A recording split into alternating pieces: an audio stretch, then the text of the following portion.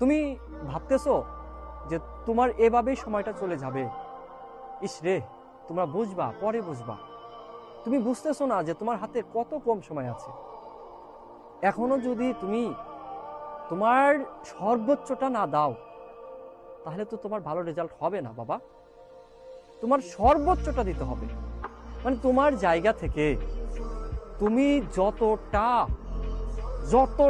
পরিশ্রম করতে পারো, তোমার বেস্ট লেভেলের, জীবন মরণ বাঁচি রেখে তোমার ভিতরে এরকম নিয়ত থাকতে হবে, আমার শরীরে যতক্ষণ পর্যন্ত রক্ত চলবে ততক্ষণ পর্যন্ত আমি পড়ব।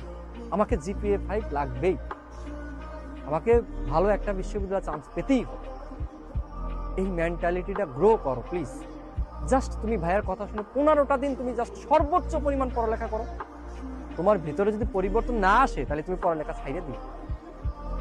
15টা দিন পরিশ্রম করো, দেখো তোমার ভিতরে কি একটা ভালো লাগা সৃষ্টি হবে পড়ালেখার প্রতি, এবং তুমি অনেক কিছুই শিখে যাবা, একটা রুটিনের মধ্যে ঢুকে যাবা। এই মুহূর্তে তোমাকে একটু সেলফিশ হইতে হবে, তোমাকে অসামাজিক হইতে হবে।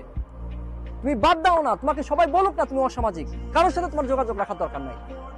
তুমি ক্লাস করো আর পড়ালেখা করো। তোমার রিলেটিভ তোমাকে অসামাজিক বলে, ইভেন তোমরা যারা রিলেশনে আছো ব্রেকআপ হয়ে যাক, তাতেও কোনো সমস্যা নাই।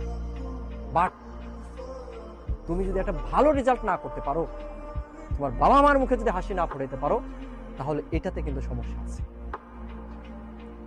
একটু সিরিয়াস হও প্লিজ, একটু সিরিয়াস হইতেই হবে আমাদের। ওকে।